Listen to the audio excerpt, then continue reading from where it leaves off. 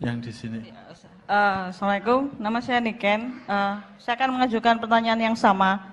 Bukan saya bermaksud persisten, tapi ada titipan dari teman-teman untuk Cak Nun bahwa bahwa saya sepakat bahwa Cak Nun mengambil sikap yang berbeda dengan masalah PKI. Yang kami sebut, beberapa teman menyebutnya bahwa kita terlalu trauma, dibentuk trauma dengan PKI. Artinya bahwa kami menginginkan misalkan yang korban PKI 48, PKI 65, baik korban atau yang dikorbankan seharusnya mendapatkan porsi hukum yang cukup dan keadilan yang cukup. Itu menurut saya, menurut beberapa teman juga. Jadi saya pikir saya datang ke sini, walaupun mungkin nantinya berbeda dengan Cak Nun, ya pasti akan istiqomah dengan perjuangan itu, bahwa yang menjadi trauma adalah menjadi pelajaran dan bukan menjadi ketakutan, karena bangsa ini terlalu besar kalau hanya takut dengan komunis, karena bangsa ini punya Tuhan. Terima kasih. Terus Mbak yang PKI ya, saya mengerti perasaan Anda. Saya juga tidak ada masalah. Aku gak ada masalah, KTP PKI, aku ya gak ero. Aku ya gak ero PKI, gak ero.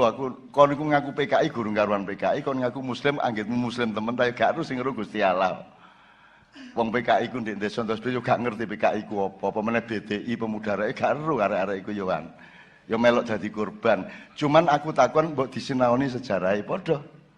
Disinaoni sejarah. Misalnya 48 sing nggarai sapa? Sing mateni dhisik sapa?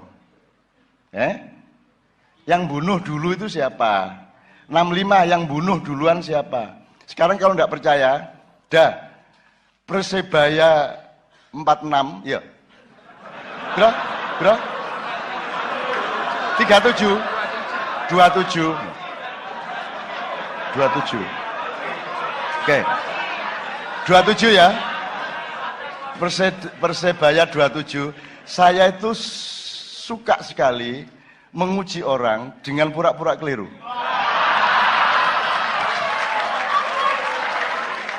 Dan dengan acting yang seolah-olah aku tidak tahu benar.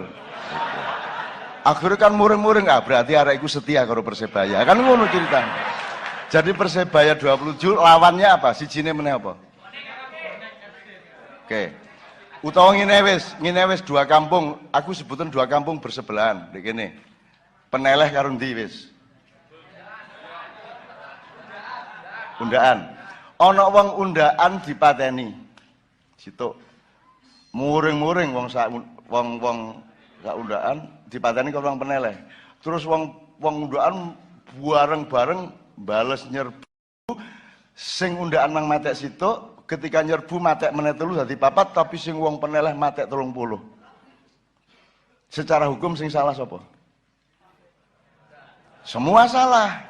Tapi secara moral siapa yang salah? Jadi tolong didelok sapa sing ngaiti pian. Kalau Anda sudah satu orang dibunuh, kita semua berpikir, semua golongan yang sama berpikir, iki nek aku gak mateni aku dipateni. Ngono lho Dek carane Dek. Jadi saya nggak membela siapa-siapa, tapi tolong dipelajari. Sebab saya hidup di masa itu. Dan saya membawa pedang tiap malam. Karena ayah saya juga mau dibunuh, dan saya apalagi. Kan saya M. Harun Najib. Tapi waktu itu ya gurung rek. Ngono percaya kan itu. Waktu itu jenengku Cek Muhammad Ainun Najib. Cuman supaya orang supaya nggak ketok nek Islam nemen gitu, tak samarkan menjadi MH gitu. Saiki mulai aku sing sial dhewe dadi selamat datang Kiai Haji MH Ainun Najib, gak cocok. Nek Kiai Haji Muhammad Ainun Najib ngono to. Jadi saiki wis gak iso tak rubah, wis kadung. Wis gak masalah. Jadi oke Mas, saya setuju. Apakah selama ini turunan PKI dibunuhin? Enggak tahu? Diterima enggak sebagai bangsa Indonesia? Diterima, bisa kerja. Bahkan bisa menjadi staf presiden loh. Bisa loh menjadi staf presiden loh. Tingkatnya tinggi loh di bawah presiden loh. Bisa kok, enggak ada masalah kok. Nah sekarang kalau kamu menuntut ganti rugi kepada korban PKI, terus yang orang Islam korban nuntut enggak? Nah ini kalau diteruskan menjadi Sunni dan Syiah. Bertengkar sepanjang masa, ndak habis-habis seperti Sunda dan Jawa. Wong Sunda cek muring-muring sampai saiki dulur-dulur iku. Gak ono jalan Gajah Mada di Bandung. Gak ono jalan Mojopahit di Tasikmalaya, gak ono. Padahal wis tak kandhani ket biyen. Saya sudah ke Tasikmalaya, sudah ke Bandung, saya kumpulin teman-teman dulu waktu Gajah Mada itu. Nyegat pasukan Siliwangi gak SMS aku sik. Upama SMS kan tak kandhani empun ta Yai Gajah Mada ngono. Lah gak SMS aku gak ero kecolongan aku. Wis akhirnya kebacut akhirnya. Terus dendam sampai sekian abad. Nah, aku menyarankan cara wong desa wis lah rek, nek diterus-terusno wis kaya Ambon iku nek diterusno ya gak entek-entek.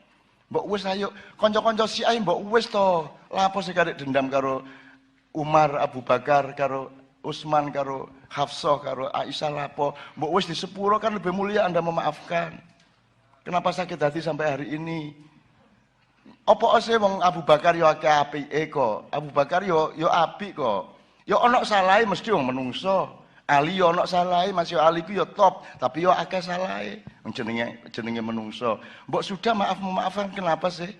Mosok jadi digogo sampai saiki dendam. Aku tidak tega. Dipenggal kepalanya.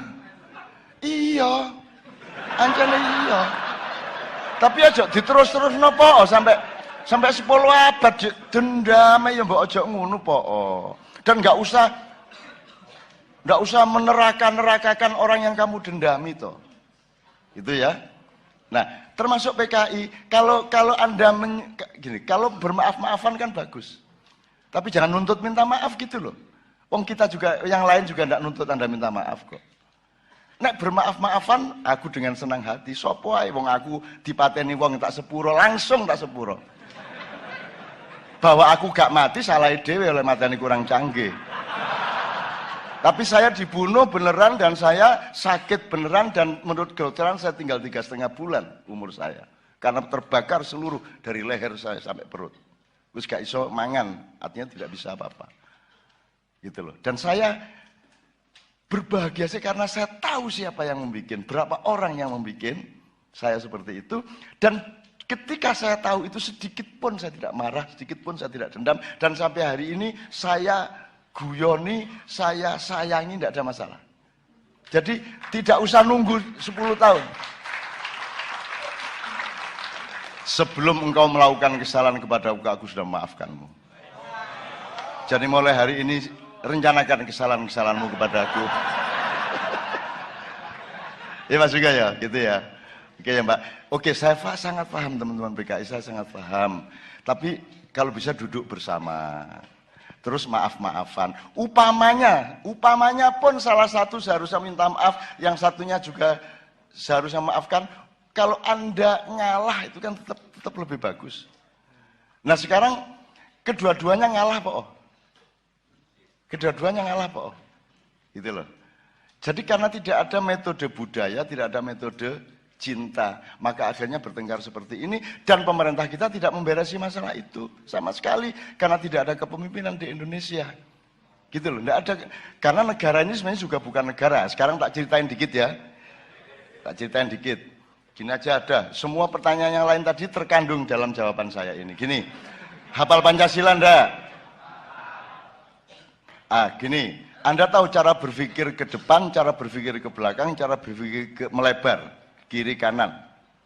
Misalnya gini, kemarin saya workshop di Jombang dengan anak SMK itu saya ajari berpikir beberapa metode. Satu misalnya, nek ngomong pohon, terus daun, itu berarti ke dalam apa keluar, apa ke kiri, apa ke kanan, apa ke depan, apa ke belakang.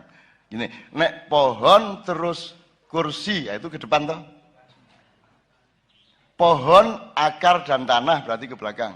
Tapi nek pohon, buah. Ya, pokoknya ngerti ya. Mana ke kiri, ke kanan, mana melebar, mana lurus gitu ya. Oke, sekarang saya tanya. Pancasila 5, itu urut tak jejer. Nah, wis gak ngel-ngel. Urut tak jejer. Urut ya. Berarti 1, 2, 3, 4, 5. Yang input yang awal apa yang belakang? Awal input berarti akhirnya output. Oke, sekarang Pancasila outputnya apa? Keadilan sosial bagi seluruh Indonesia. Jadi ini goalnya, produknya, kun fayakunnya adalah keadilan sosial bagi seluruh rakyat Indonesia. Sekarang saya tanya, sudah goal belum?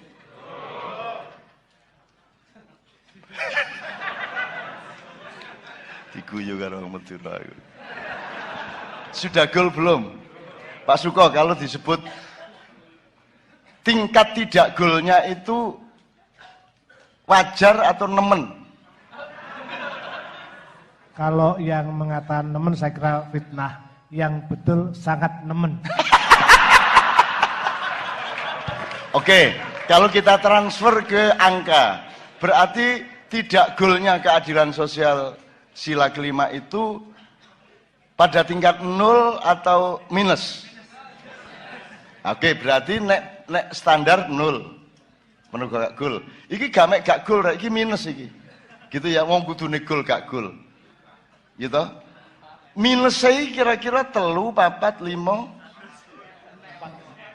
4. Ya. Oke, 4. Kalau kita pakai jenjang 5 sila, berarti 4. Oke.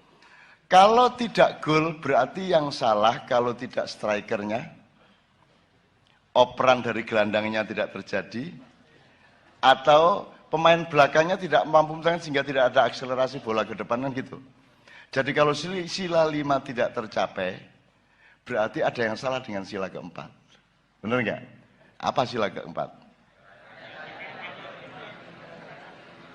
Kerakyatan yang dipimpin oleh nganggo iku nganggo mikrofon lagi. Kon kok mangap-mangaprok ternyata lah aku lagi karo nek kon napal kerakyatan yang dipimpin oleh hikmat kebijaksanaan dalam permusyawaratan perwakilan. Oh, tepuk tangan. Betul. Oke. Gini, sekarang kita belok dikit ke kiri atau ke kanan dikit sekedar untuk memahami lebih jelas dengan jarak dari sila keempat. Kalau Anda memahami negara, itu tergambarkan oleh sila yang mana? Mikrofon. Ini saya lebih jelas. Kalau ketuhanan yang Maha Esa itu mengasosiasikan negara apa tidak? Tidak. Nomor 2, kemanusiaan adil dan beradab negara apa bukan? Atau belum? Belum. Masih cair kan? Masih cair. Negara kan ada bangunannya yang padat.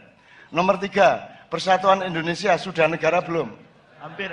Meh negara. Meh negara. Soalnya wis bersatu.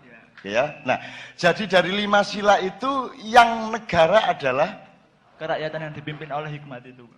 Yang keempat. Jadi keempat itu adalah ajaran tentang negara. Karena apa? Karena ada rakyat, ada permusyawaratan, ada perwakilan. Nanti detailnya baru kalau permusyawaratan itu adalah negara, kalau perwakilan itu pemerintahan. Yang berjajar dengan antara eksekutif, legislatif sama yudikatif. Tapi itu nanti kapan-kapan kalau detail. Tapi yang jelas negara itu sila keempat. Nah, sila keempat ini sudah jelas tidak bisa menghasilkan Pancasila kelima. Sila kelima. Ya. Nah, ini negaranya yang nggak benar atau sila ketiganya yang belum beres? Karena negara hanya sila keempat ini mergo urut loh ya, urut loh ya. Sila keempat ini baru bisa dibangun kalau sila ketiga beres. Apa sila ketiga? Persatuan.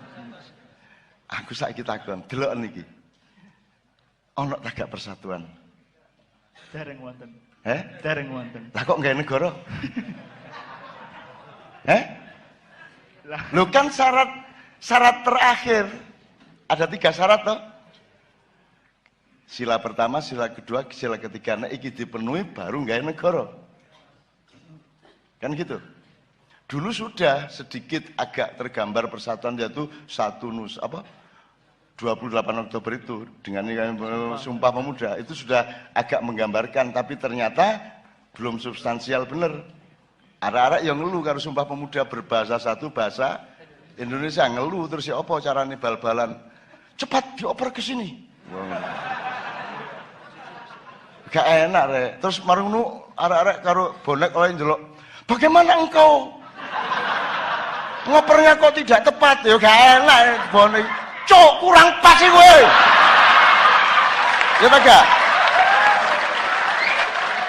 Tapi melanggar Sumpah Pemuda kon, ya. Ya tak? Mosok bonek kanggo bahasa Indonesia yang baik dan benar. Ini gak cocok belas. Kon pas ngerusak warung.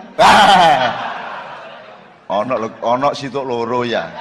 Koncone akeh.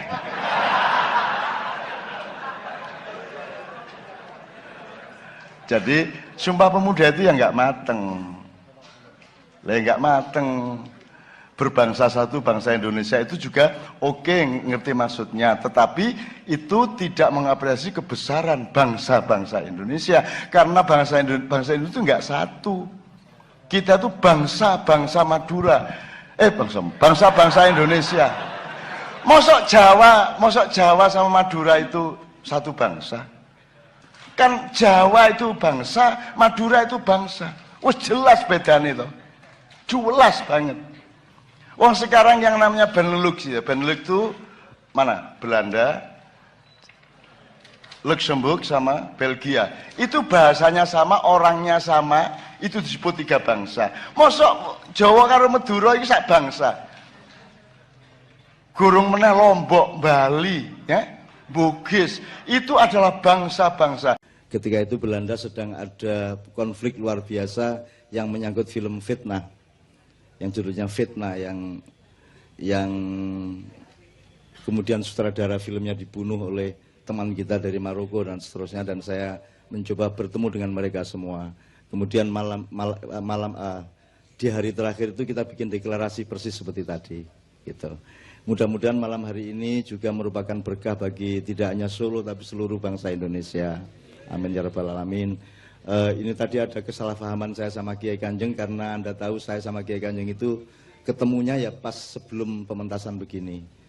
Tadi malam saya masih di Denpasar, sebelum itu di Jakarta, sama Kiai Kanjeng di Jawa Timur di 5 tempat, dan betul-betul dari jam ke jam nggak ada waktu lowong. Tadi saya masih ngurusin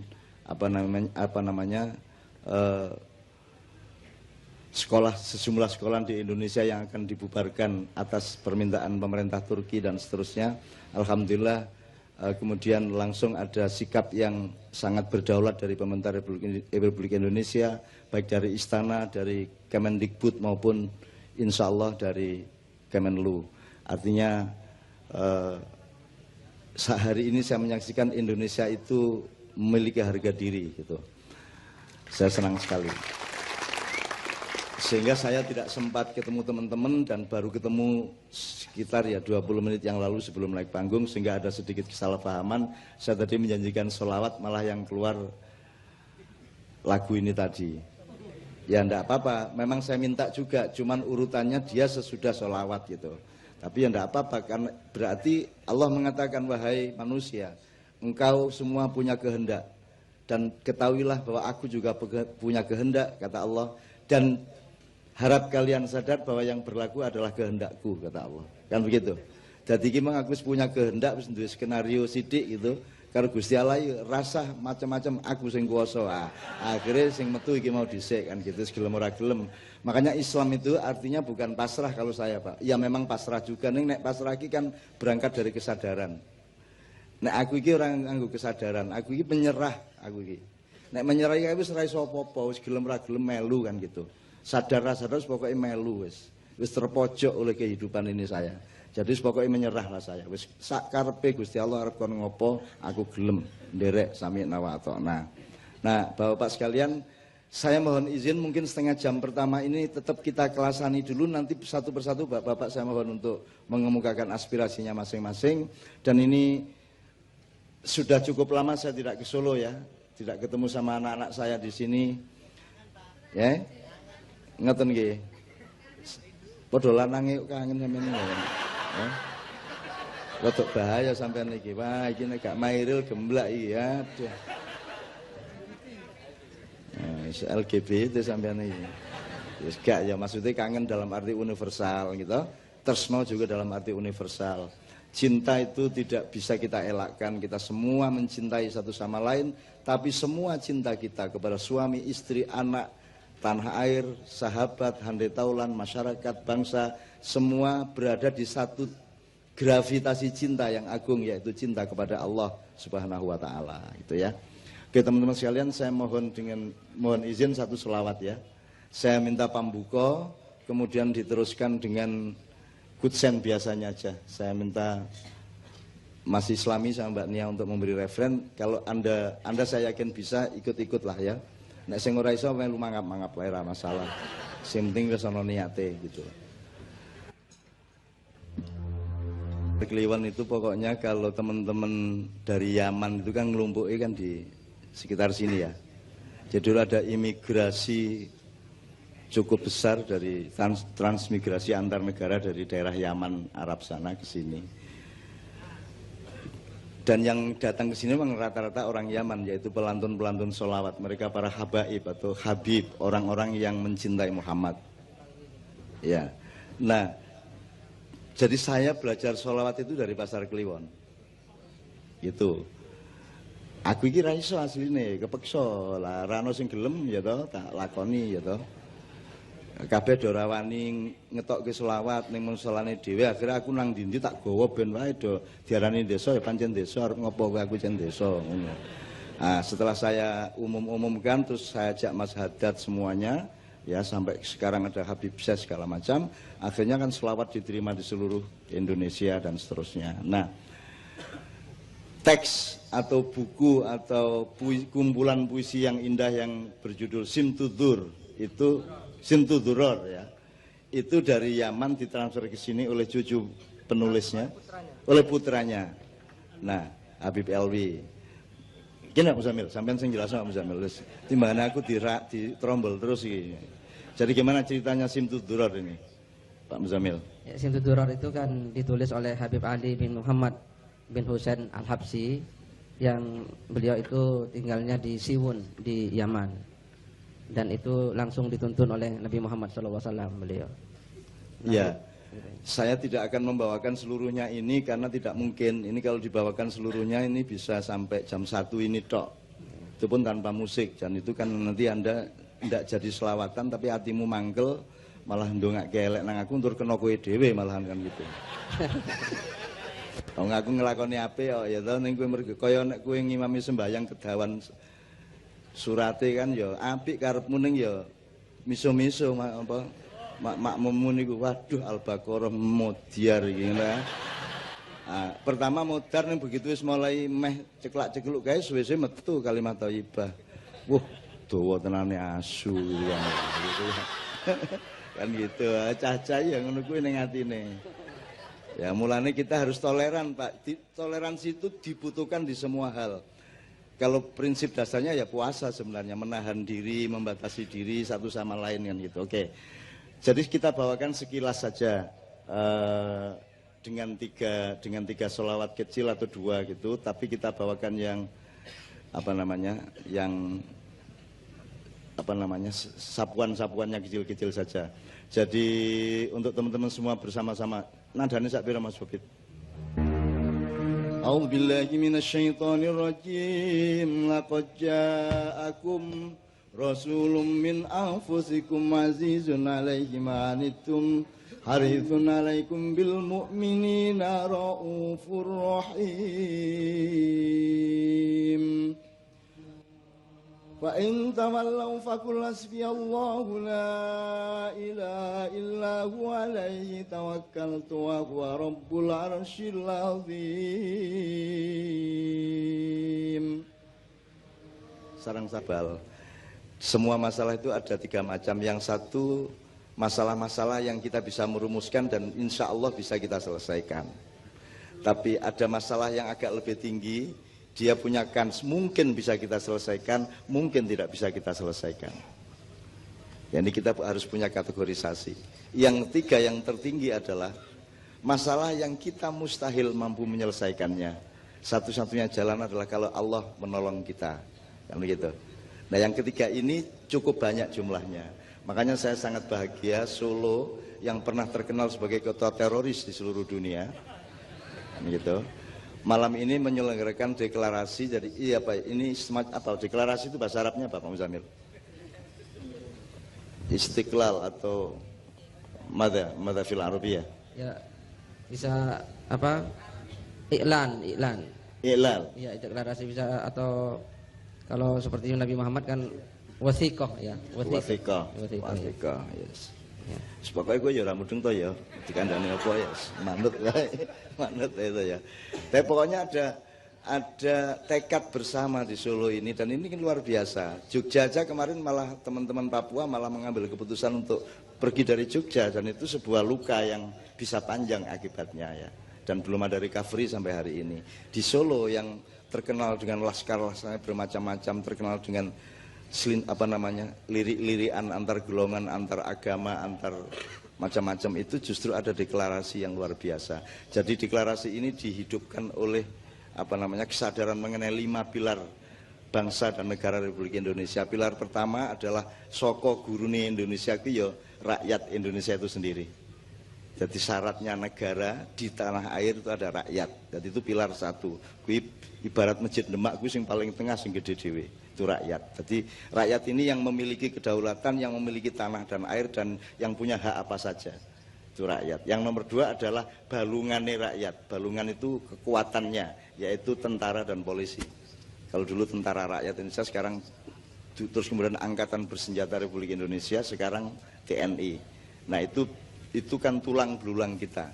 Bayangin kalau Anda tidak punya tulang, kan ngelembrek ngene iki kan. Berarti nek melaku SB, makanya hidup itu harus ada tulang belulang, dan kita harus punya tentara, kita harus punya polisi, kita harus punya kekuatan-kekuatan yang menegakkan badan kita kan gitu. Itu kedua. Yang ketiga, akalnya. Pilar yang bernama akal sehat, yaitu intelektualitas kita, yaitu kaum cendekiawan, para kesatria gitu ya. Kaum cendekiawan, cendekiawan itu apa nek di Ponokawan ya Petruknya gitu. Kalau Gareng filosofnya, kalau Petruk itu intelektualnya, Bagong itu seniman budayawannya, Semar itu keseluruhannya kan, kira-kira gitu. Nah, pilar yang ketiga adalah kaum cendekiawan. Maka ada sekolah, ada universitas. Ya, nanti kita jelaskan secara Pancasila nanti kalau ada waktu. Pilar yang keempat adalah kekuatan adat dan kebudayaan. Solo ki beda karo Yojo, aja njur Solo padha karo Yojo. Ya pancen Solo ki beda karo Yojo. Blangkone ya siji Mendul, siji Trepes kuwi. Aja njur demi perdamaian terus digawe separuh-separuh. Jadi mendol ning Jogja dikurangi, kene digawe rada mendol sithik, ndak usah. Nek pitik-pitik wae, nek bebek-bebek wae. Supaya kita damai adalah bebek-bebek jangan menyuruh pitik jadi bebek, kan begitu. Pitike dhewe ya aja rasa pengin dadi manuk. Kan gitu. Kowe nek wis mangan tempe ya wis tempe kuwi sing paling apik, paling enak. Angkus sore nek ana sop buntut alhamdulillah, ana tengkleng alhamdulillah. Ning pas anane tempe sing paling apik ya tempe kuwi. Makane kowe mangan tempe karo ngelamun tengkleng. Tempene ra penak, tengklenge ra kelakon. Nah, bangsa Indonesia kan rada ngono-ngono kuwi to. Ya toh. Apa kurang puas, semua kurang puas ya. Ini jadi yang ketiga, yang keempat adalah adat dan kebudayaan. Apa lagi mau? Ditubom to iki. Gak dibaleni. Iki mesti ana dulur-dulur saka alam yang lain iki ya, serah apa-apa. Berarti mereka ingin disapa. Ya, assalamualaikum, ya, assalamualaikum. Ya. Mereka ingin disapa karena jangan lupa tanah Indonesia terutama Pulau Jawa ini dihuni bersama, tidak hanya manusia tapi juga makhluk-makhluk Allah yang lain. Bahkan ketika dulu manusia akan dibikin tapelnya, tapel itu arcanya, arcone. Itu tanah liatnya diambil nek orang yang Karanganyar neng Sragen, aku lali persisnya. Di tanah liatnya diambil di situ oleh pertama Jibril, tapi diserang sama iblis, kemudian Mikael diserang lagi, kemudian Israfil juga diusir sama iblis. Kemudian ketika iblisnya kecapean perang lawan tiga juniornya itu. Maka kemudian Israel diam-diam datang ngambil tanah liat itu, langsung dibawa ke surga. Di situ kemudian dia bikin manusia Adam. Maka karena Israel yang bikin sampean, yang bikin patung sampean itu, maka dia yang punya hak untuk ngambil nyawa sampean. Nah, jadi saya kira Anda boleh sekali-sekali lupa Jibril, Mikael, tapi nek karo Israel kudu apik-apik kowe le ya. Mbakane kowe engko ana keputusan mendadak di reshuffle kowe engko. Ya ta? Di reshuffle kowe. Itu apa meneh reshuffle ora nggo alasan kok diganti ngopo ora ono alasane. Wis pokoke piye carane PAN iso entuk akeh kan gitu. Muhammadiyah iso entuk akeh gitu, mergo NU wis beres kan gitu. Dan seterusnya lah, aku rasa ngomong politik ya. Nanti daripada Anda seneng gitu. Oke, itu pilar keempat, adat dan kebudayaan. Pilar kelima adalah adat dan kebudayaan termasuk keraton ini. Ini kekuatan kita dan kita belum punya bentuk negara yang tepat sekarang ini. Kita ini negara republik tidak menghormati orang tua kita. Kita tidak bisa menempatkan keraton Solo ditaruh di mana, keraton Jogja itu letaknya di mana dalam proses kesadaran bernegara kita kan gitu. Sementara semua negara Eropa itu pakai kerajaannya. Ya Inggris, Denmark, Spanyol, semuanya kerajaannya dipakai, kita enggak. Kene iki republik pure, orang nganggo ngurmati apa jenenge leluhur gitu. Nah, suatu hari kita akan rubah semua itu. Bismillahirrahmanirrahim gitu ya. Mbuh sapa sing nglakoni aku ora ngerti. Sebagai suatu hari akan ada perubahan atas pertolongan Tuhan supaya cetha keseimbangan Indonesia itu terus mbiyen iki. Indonesia iki dudu barang anyar. Indonesia iki barang sing terus biyen-biyen kae dinek wayang dulu itu. Dari konstitusinya, filosofinya sampai formula kenegaraannya dan seterusnya. Nah, itu yang keempat. Yang kelima adalah agama dan spiritualitas. Malam ini sebenarnya acara persatuan Solo, kerukunan Solo, tapi kita memakai bungkus keagamaan juga. Wong dari awal wis assalamualaikum kita awal mau. Kadek sing donga ya wong Islam, dadi ya jenenge sing donga wong Islam ya mesti apa meneh wong Madura pisan bahasa Arabe apik banget kae. Gitu ya, tadi ya Bapak ya. Iya, bahasa Arab. Bahasa Arabe wong Madura luwih apik mbangane raja Arab kok piye. Oh tenan kuwi asli kuwi. Raja Arab itu kalau bahasa Arab beneran fushah itu kleru-kleru. Nek wong Madura ki apal setiap kata wong bendina maklari Hajar Aswad kok. Mubeng ning. Jadi wah bahasa Arab cantas banget kae gitu. Madura iki kendel. Ning Ka'bah wene wani dagang coba lah. Wani maklaran. Iki nek wong liya kan ra wani nek mafia migas ngene kan wanine ya ning Jakarta. Nek wong Madura ning ngarepe Ka'bah wani maklaran. Terus kamu kok berani maklaran di sini gitu kan? Ono misalnya Nabi Muhammad ngutus wong gitu. Terus dia jawab wong Madura. Loh, semua umat Islam merindukan untuk mencium yang engkau cium wahai Rasulullah. Engkau dulu mencium Hajar Aswad dan semua umat Islam yang datang ke Mekah ingin mencium Hajar Aswad. Aku ini hanya berusaha memudahkan mereka semua. Bahwa mereka kemudian ngasih saya uang itu karena mereka akhlaknya tinggi. Itu wis dialognya wis khatam, tapi wis akhirnya tidak ada masalah, wis beres gitu. Nah yang kelima ini yang kita tidak pernah terlalu memikirkan. Kudune piye to keraton iki diteruske apa ora? Posisine piye jane? Nek keraton wis ora ana tenan njur kok buang tenan ki eman apa ora? Apa yang bisa kita warisi dari keraton? Gitu loh. Dulu ada transformasi dari Mojopahit ke Demak dan yang transformasinya bukan hanya bedol negara tapi juga perubahan-perubahan konstitusi dan dasar-dasar nilainya. Dulu Hindu-Buddha kemudian ganti Islam pada abad ke-16 itu. Ada transformasi. Sampai hari ini Keraton Solo, Keraton Jogja juga terikat pada konstitusi Mataram Islam kan gitu. Jogja juga tetap terikat Mataram Islam. Jadi mau apa saja tetap terikat di dalam konstitusi itu. Nah, teman-teman sekalian, mudah-mudahan deklarasi kita di Solo ini dengan kesadaran dan diikuti oleh studi-studi, penelitian-penelitian dan perumusan-perumusan. Sing arep bersatu ki sapa wae, nek ora cetha piye iki nggo. Kan nek arep gawe gaduh-gaduh kudu cetha kubise. Kubise kudu kubis. Kecambahe kudu kecambah, nggih mboten napa melih. Kentange kudu kentang, aja njur kentang-kentangan.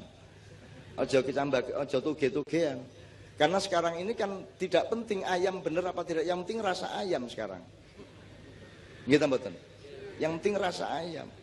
Gitu. Enggak penting mengamalkan Quran atau tidak, yang penting apal. Kan gitu kan? Kan begitu sekarang yang terjadi. Jadi Islam ini diterapkan juga, saya kira agama-agama lain mandek pada level simbolik kultural gitu loh. Jadi terlalu mengandalkan sing tok moto, kasat moto gitu. Jadi sing penting ki kupluan kaya Pak Muzamil, kaya Cak Nun gawe. Syukur-syukur baduke ireng kan gitu. Anak baduke kurang ireng berarti sembayangi kurang suwe kan gitu.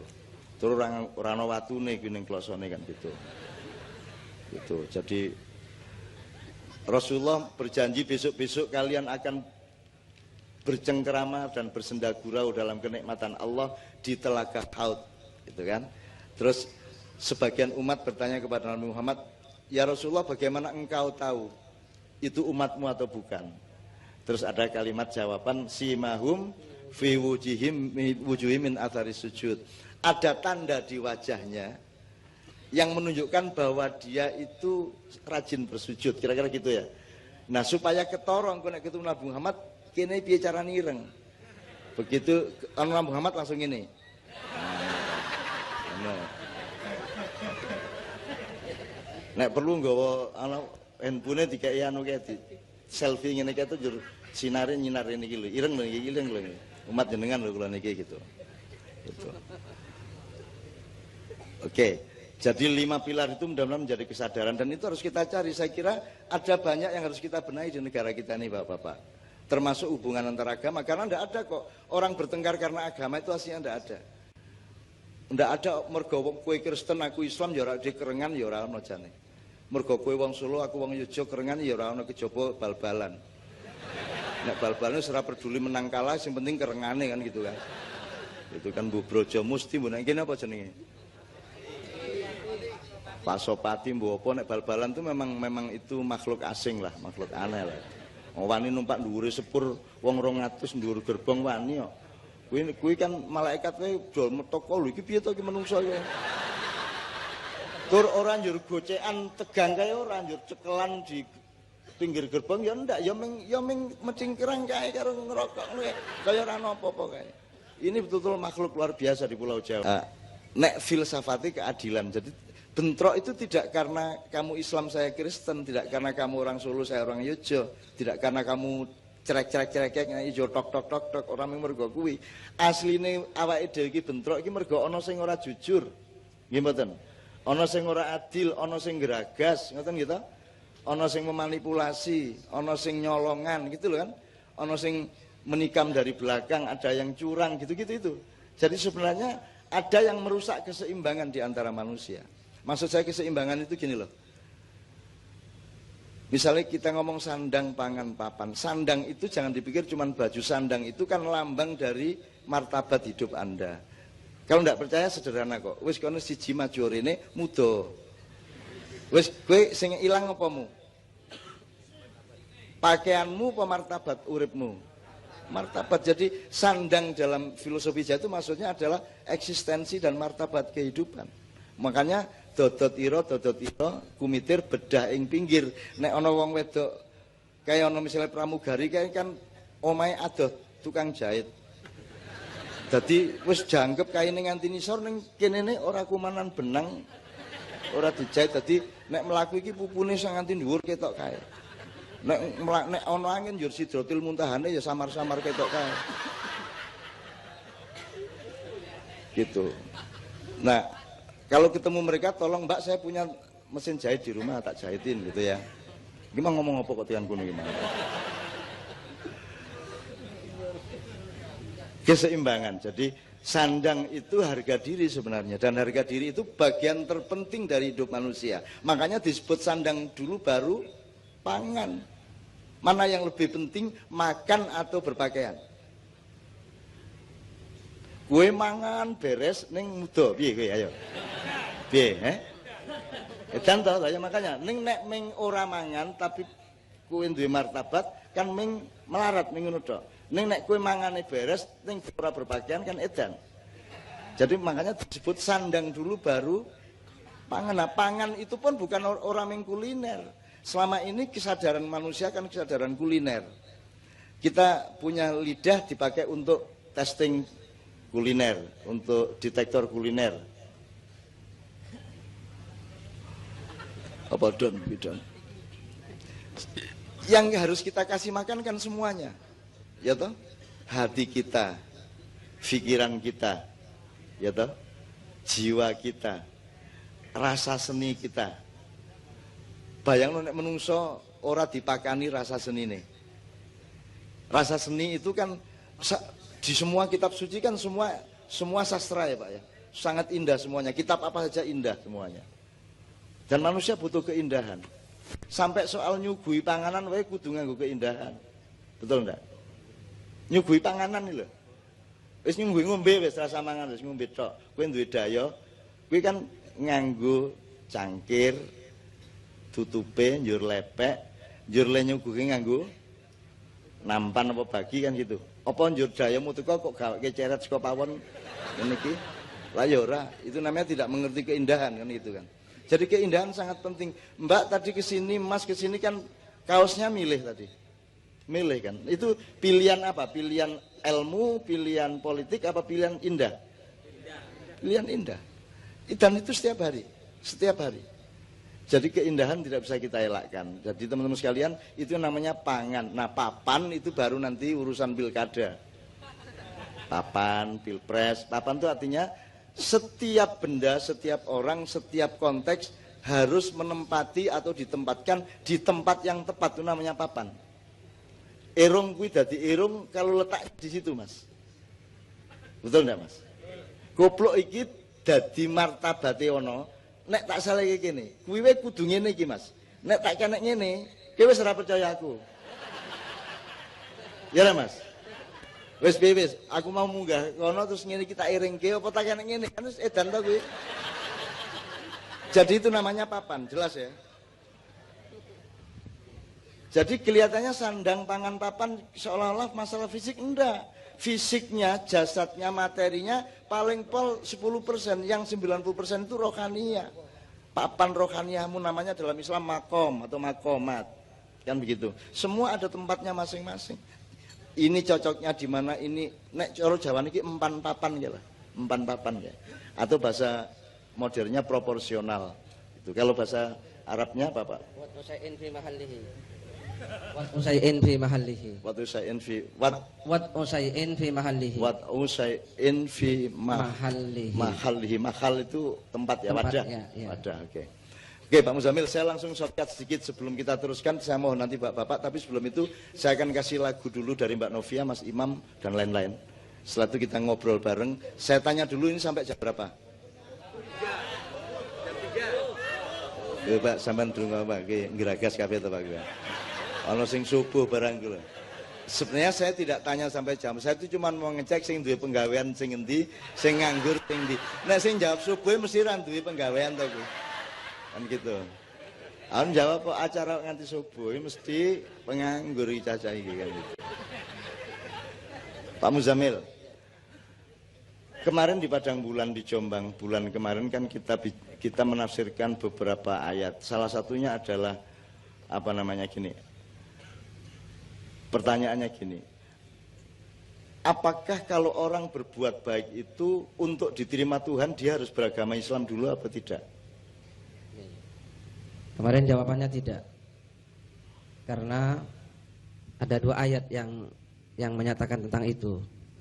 Satu, firman Allah dalam Al-Qur'an, kuntum khaira ummatin ukhrijat linnas ta'muruna bil ma'ruf wa tanhauna 'anil munkar wa tu'minuna billah. Jadi Allah berfirman, kuntum khaira ummatin, kamu itu sebaik-baik umat, ta'muruna bil ma'ruf, satu, kamu memerintahkan kebaikan, wa tanhauna 'anil munkar, dan mencegah yang buruk, keburukan, kemungkaran. Tu'minuna billahnya ditaruh belakangan oleh Allah, dan kamu beriman kepada Allah. Berarti karena ditaruh nomor 3, orang berbuat baik tidak harus Islam dulu, gitu ya. Jadi perbuatan baik itu mandiri. Baik adalah baik. Ya, begitu. Apapun identitasnya. Gitu ya. Nek sampean nulung wong ya nulung wong, ya baiknya terletak pada nulungnya itu tidak pada identitas atau KTP-nya gitu kan. Gitu ya. Nek ini tidak berlaku Pak Muzamil, kowe nek motormu kepleset njur ditulung wong, kowe takon sik jenengan muslim sampeyan mboten kok nulung kula. Wah mboten kula Kristen ora rasa nulung kowe. Ora ana gunane kowe nulung aku ngono ya kira-kira. Gitu. Utawa nek ana wong tiba njur kowe sing arep nulung kowe takon sik, kowe Islam apa Kristen? Islam kula. NU apa Muhammadiyah? Kowe gak ISIS kowe ngono kae. Kowe nganti modar ra kok tolong nek kok tolong. Engko NU sapa? NU Gus Dur apa NU Muhaimin? Kowe ditamu kowe Gus Durian apa NU garis lurus apa NU pelengkang-pelengkung apa? Kowe Muhammadiyah Syafi'iyah apa Muhammadiyah Malikiyah? Nek Syafi'iyah orang ngerokok mergo Pak Syafi'i Marif ora tau ngerokok.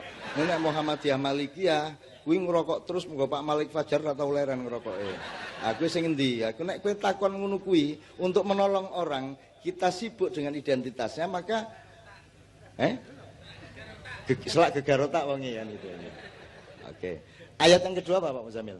Ayat yang kedua dalam surat Al-Baqarah 62, A'udzubillahi minasyaitonirrajim, innal ladzina amanu wal ladzina hadu wan nasara was-sabiina man amana billahi wal yaumil akhir wa amila sholihan falahum ajruhum inda rabbihim wala khaufun alaihim wala hum yahzanun. Gitu ya. Innal ladzina amanu, sungguhnya orang-orang yang beriman, wal ladzina hadu, dan orang-orang yang menganut agama Yahudi, wan nasara, dan orang-orang Nasrani, was-sabiina, dan orang-orang sabiin. Orang sabiin itu yang tidak Islam, tidak Yahudi, dan tidak Nasrani. Gitu ya. Jadi dalam tafsir disebut orang yang pokoknya percaya adanya Tuhan. Gitu ya. Man amana billahi wal yaumil akhir, siapa yang beriman kepada Allah, baik Islam, Yahudi, Nasrani, dan Sabi'in, barang siapa yang beriman kepada Allah wa amila sholihan, dan melakukan kebaikan, falahum ajruhum inda rabbihim, maka bagi mereka pahala mereka, wala khaufun alaihim walahum yahzanun, dan mereka tidak akan punya rasa takut dan punya rasa sedih dunia dan akhirat. Begitu. Jadi sangat jelas ya. Teman beragama Kristen berbuat baik sama Allah, falahum ajruhum inda rabbihim. ya, sama Allah dikasih ajar. Ajar itu ya reward ya, apa? Penghargaan atau pahala atau ganjaran dan seterusnya. Bahkan jelas ini ayatnya. Jelas. Jadi sampean berbuat baik aja. Makanya setiap agama outputnya kan akhlak. Outputnya akhlak. Sholatnya itu, ibadahnya itu alat, itu dapurnya kan gitu. Tapi warungnya itu akhlak yang baik tadi kan gitu. Kon dari kue aja sibuk ning dapur wae. Gitu. Dapurnya tetap kudu resik, kudu apik, kudu tertib. Tapi yang dilihat orang kan duduk pawon nih. Yang dilihat orang adalah warungnya kan begitu. Nah warungnya kudu ada panganan yang sehat dan enak. Jadi mudah-mudahan ini memperkuat deklarasi pada malam hari ini. Gitu kan. Soalnya kan nanti kan orang kok orang Islam kok berdamai sama Kristen bagaimana? Nah Rasulullah itu gimana kira-kira Pak Muzamil? Nabi Muhammad itu punya pembantu masih anak-anak Yahudi. Dan sampai akhir hayatnya Yahudi tidak dipaksa oleh Rasulullah untuk masuk Islam. Anak itu. Nek kepengin kaya Rasulullah golek pembantu Yahudi ya.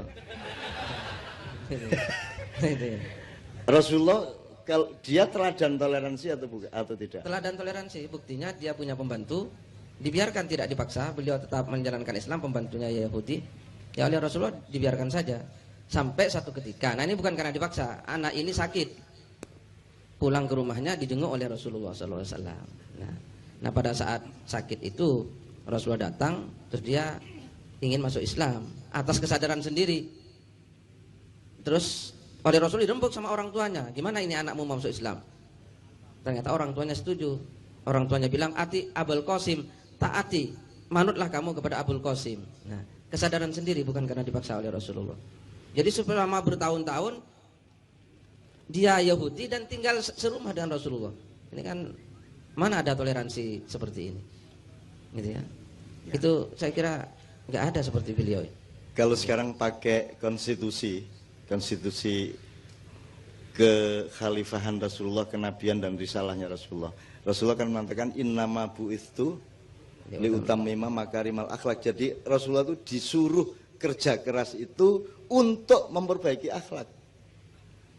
Nah, supaya akhlaknya baik dikasih training ibadah, sholat rajin, puasa dan seterusnya gitu ya. Nah, puasa itu menurut saya ibadah yang sangat unik. Ya Pak Muzamil ya, karena kalau orang sholat bisa kelihatan, bisa direkam, kalau orang puasa bisa di video apa tidak? Yang bisa di video bukone kan gitu. Tapi kalau orang puasa di video kan tidak bisa ya. Paling rahasia, ibadah paling rahasia. Anda tahu nggak bapak Anda puasa atau tidak tuh ngerti persis nggak? Atau anakmu poso pora ngerti, lah orang ngerti toh. Makanya puasa itu kalau saya mengibaratkan, kalau orang sholat itu katakanlah di halaman rumahnya Tuhan, gitu ya. Kalau orang naik haji itu boleh masuk rumah. Tapi kalau orang puasa itu Anda berada di kamar pribadinya Allah. Karena Allah mengatakan puasamu untukku, gitu ya Pak Muzamil ya. Illa sauma fa innahu li. Kullu amal ibni Adam lahu illa saum atau illa siyam gitu ya. Apa saja ibadahmu itu untukmu kecuali puasa. Jadi sebenarnya puasa itu sangat tinggi, sangat menggembirakan, sangat menawarkan berkah. Sehingga kalau kita mau bikin hari raya, seharusnya hari raya itu ya puasa itu. Jadi mulai tahun depan kalau bisa, begitu masuk Ramadan kita hari raya. Yang kita rayakan tuh Ramadannya itu, karena kita sedang deket-deketnya sama Allah. Kita di kamar pribadinya Allah. Nah, selama ini yang dirayakan kan begitu selesai Ramadan, hari raya. Apa sebabnya mergo? Yes, wis untuk badok kan gitu kan. Terus hari raya kan gitu. Kita ngono kan. Jadi Idul Futur ya, bukan Idul Fitri ya. Kan Idul gitu. Futur. Idul Futur kembali makan kan gitu. Heran rukun kalau tidak saling berpuasa. Berpuasa itu artinya mengerti batasnya. Kue ra entuk ngonekke aja ngonekke, kue cukup semene wae. Kue aja ngetokke kue sugih di depan tanggamu sing melarat banget kan gitu. Dan seterusnya, pokoknya menahan diri, menahan nafsu segala macam. Itu semua adalah puasa. Dan puasa sangat penting. Oke Bapak sekalian, sebelum saya mohon ke Bapak-Bapak untuk satu persatu, panitia saya mohon untuk memberi untuk memandu siapa di antara Bapak-Bapak yang akan urut-urutannya dan seterusnya. Saya mohon untuk dipandu oleh salah seorang panitia atau dua orang, tidak apa-apa. Sebelumnya, supaya pangannya jangkep ya. Jadi iki mau wikir wis rada suwe iki mau mikire ya. Ikine wis dikai panganan, saiki ikine dikai panganan. Nah, untuk iki apa arep Jawa, apa arep Barat, apa arep semau-maumu.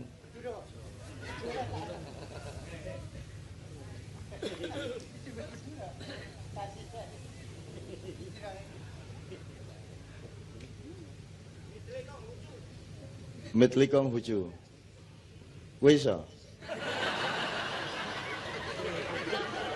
Anek mengusul wae gampang. Sing nglakoni iki kowe iki ya. Mitli kong huju sing kepriye coba kowe lak. Iku lak PR iki sesuk tak gawe aku. Mitli kong huju, oke, besok kita.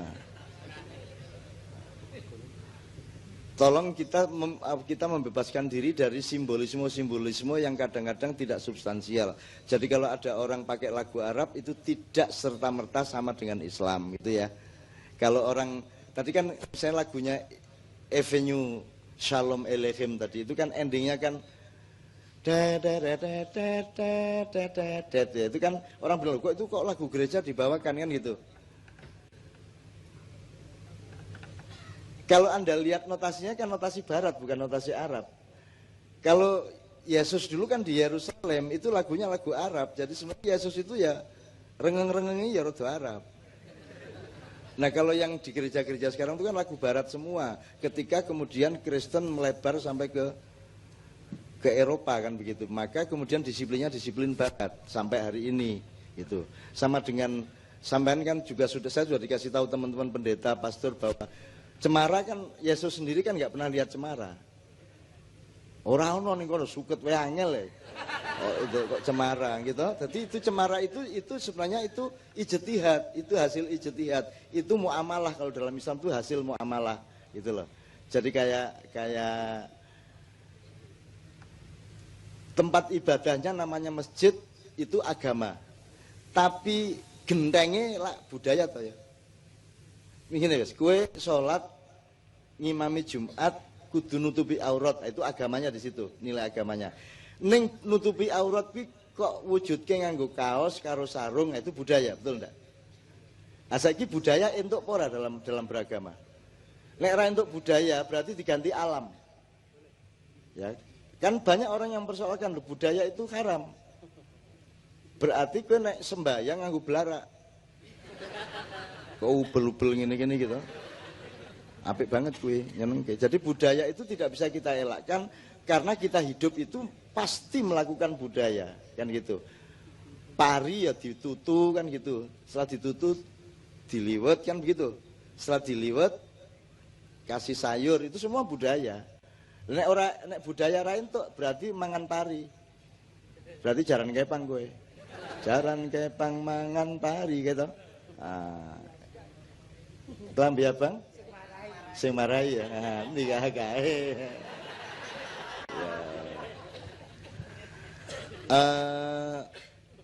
Kita minta Mbak Novia, satu nomor Mbak Novia. Apa ya? Terserah Mbak Novia kira-kira. Atau kita bawakan satu nomor ini yang saya itu kan akhir-akhir ini, saya itu kan deket sama hampir semua orang lah ya. Misalnya Gus Plus itu saya deket sejak dari bapaknya sampai Mas Yo, sampai anak-anaknya, sampai cucu-cucunya. Nah, Anda kan tahu lagunya Mas Tony Kuswoyo yang judulnya, yang dinyanyikan Yon, yang judulnya Andaikan Kau Datang. Andaikan kau datang kemari, itu ya. Itu Yok cerita pada suatu itu tahun kemarin kira-kira, dan ada, Anda cari di YouTube ada. Yok cerita itu bukan lagu percintaan laki-laki dan perempuan, Cak. Itu adalah lagunya Mas Tony menjelang meninggal. Dia menyesali hidupnya yang tidak terlalu dekat kepada Tuhan, dan kau itu di situ Tuhan. Gitu loh. Terlalu, jadi hidup itu terlalu indah dikenangkan, terlalu indah dilupakan, terlalu sedih untuk dikenang. Ya, gitu ya. Jadi yang dimaksud di situ Tuhan. Jadi dia takut nanti sesudah mati kalau ketemu Tuhan terus ngomong piye aku iki. Andaikan kau datang kemari kembali, terus jawaban apa yang kan ku beri, gitu ya. Adakah yang ku temui untuk kita kembali lagi. Itu artinya mbok entuk ora aku urip baleni remedi apa? Hair. Awengi kokean nang silir ya gitu kan. Upamane lho ya. Upamane. Mbok kula dikasih second chance lah, ke kesempatan kedua. Gitu. Terus mergo, ya itulah penyesalannya Tony Kuswoyo menjelang beliau meninggal. Itu kakak tertua dari Gus Plus. Oke, Mbak Novia akan membawakan, ada sesuatu yang mau diungkapkan? Cuman kalau Mbak Via nyanyi, yang dimaksud saya, pasti. Oke, kita ya, ngono ya. Wong durung guyune. Yuk teman-teman Kiai Kanjeng, bismillah.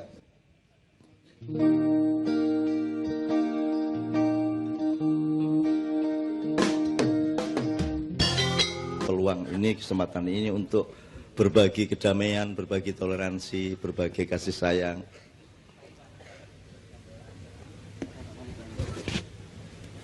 Monggo Mas, kita persilakan satu persatu barangkali. Ya. Monggo Mas. Siapa yang kita persilakan pertama? Ya, yang dilaksanakan di kota Pekalongan itu kerjasama Menteri Pertahanan Bapak Arya Miza Arya Kutu bersama ulama ahli Thariqah Al-Mu'tabarah An-Nahdiyah yang dipimpin oleh Maulana Sayyid Habib Lutfi bin Muhammad bin Yahya Pekalongan. Dari sini yang berangkat 8 personil dari pengurus dan anggota Jatman namanya, Jam'iyah Ahli Thariqah Al-Mu'tabarah An-Nahdiyah, dan juga dari pondok pesantren 1, sehingga 8 itu datang ke menghadiri konferensi internasional ulama sedunia yang dihadiri oleh 49 negara, termasuk dari Amerika juga hadir ulamanya, dari Inggris juga. Nah, di situ yang dibicarakan seperti yang kita laksanakan malam ini. Maksudnya di situ adalah membela negara masing-masing, termasuk kalau malam ini di Surakarta ini dalam rangka juga membela Surakarta, umat Islam dan umat-umat yang lain dari berbagai agama yang ada di Surakarta. Sehingga deklarasi tadi itu disampaikan bersama oleh masyarakat dan tokoh agama di Surakarta yang disampaikan Bapak Kapolresta. Di Pekalongan kemarin selama 4 hari itu konferensi itu diantaranya menekankan bagaimana toleransi antara umat beragama. Karena terjadinya bom bunuh diri di berbagai negara, termasuk di Iran, di Syria, dan kita saksikan semua, termasuk di Surakarta yang sebelum hari raya itu kecil. Itu karena memang tidak adanya toleransi. Jadi para ulama yang hadir ke Pekalongan itu menyampaikan diantaranya yang harus kita masyarakatkan, kita sosialisasikan adalah tasamuh antara kita semua, bainana wa bainakum, bainana wa bainahum, bainan nas, sedunia harus toleransi. Makanya acara malam ini adalah judulnya adalah Surakarta Dukung Toleransi. Kota berseri, kota solawat, kota toleransi. Ini adalah intinya membela kota Surakarta. Kalau Indonesia membela negara Indonesia. Saya kira itu sebagai oleh-oleh dari tokoh agama khususnya dari Islam yang ikut dalam konferensi internasional yang dilaksanakan di Pekalongan berkaitan dengan acara malam ini. Jadi kita semua di sini seperti apa yang dikatakan Bapak Kapolresta tadi harus menjaga Surakarta ini menjadi daerah yang aman, damai, tidak ada letupan-letupan kayak kemarin sebelum hari raya itu. Kita harus lawan semua kalau ada seperti itu dan kita jaga betul dan kita tolak kalau ada orang yang mau merusak tatanan kita bermasyarakat dan bernegara. Saya kira itu. Assalamualaikum warahmatullahi wabarakatuh. Ya, untuk selanjutnya dari Romo Antonius Budi Wihandono dari Katolik, kami silakan. Baik, selamat malam. Selamat malam. Selamat malam. Pak MH, tadi dikatakan temanya keadilan ya. Kalau di Katolik itu jarang bicara mengenai keadilan, Pak. Jarang. Karena keadilan itu belum ada nilai plusnya. Menggik kudune gitu loh. Menggik kudune ngono pancen. Nek aku nresnani wong tuaku ya pancen kudune ngono kuwi. Tapi masalahnya di Indonesia ini untuk sampai ke keadilan saja tidak bisa. Banyak yang tidak bisa. Bahkan walaupun demikian orang Indonesia dikatakan paling bahagia. Arti penjarawe dadah guyu itu ya. Arti penjarawe dadah guyu, nek orang-orang asing itu tutupi, isin. Nek wong Indonesia arti penjara saya dadah itu. Ya, seneng misalnya ya. Seneng gitu ya. Kalau gereja Katolik itu bicaranya bukan keadilan, tetapi kemurahan hati. Kemurahan hati itu lebih keadilan. Dengan murah hati itu orang berbuat lebih. Dan kalau belajar dari Isa Al-Masih itu yang menjadi utama itu hidupnya selalu digerakkan belas kasih, itu jadi dasar. Nah, kalau mau dipakai sederhana, nek wong nderasa mesake itu ora ana wong sengsara. Kalau ada orang dirasa mesake, aku mesake wong tuaku, ora ana wong tua sengsara. Aku mesake koncoku, mbuh kuwi Muslim, mbuh Katolik, mbuh Buddha, mbuh Hindu, itu tidak ada orang sengsara. Maka sebagai dasar itu lalu kemudian hatinya digerakkan oleh belas kasih, dan itu nanti akan menjadi kemurahan hati. Dan memang anehnya dalam ajaran Katolik itu biasanya kalau orang itu mengatakan kalau ambil simbol-simbol itu kan yang luar biasa. Itu misalnya kalau Mike Tyson itu gelarnya si leher beton. Lalu kalau si siapa? Chris John itu naga. Tapi kalau dalam Isa mengajarkan apa yang kamu lakukan bagi saudaraku yang paling hina itu kalau lakukan padaku. Maka ketika memperlakukan orang-orang yang kita anggap hina itu memperlakukan pada Tuhan sendiri. Nah, ini hanya bisa dengan gerakan cinta kasih, belas kasih. Maka kalau di Solo ini juga didasari dengan gerakan pertama belas kasih, di situ tidak akan ada hal-hal yang buruk. Demikian dari saya. Terima kasih. Terima kasih, Romo. Selanjutnya Pendeta Anton Karundeng dari Kristen, kami persilahkan.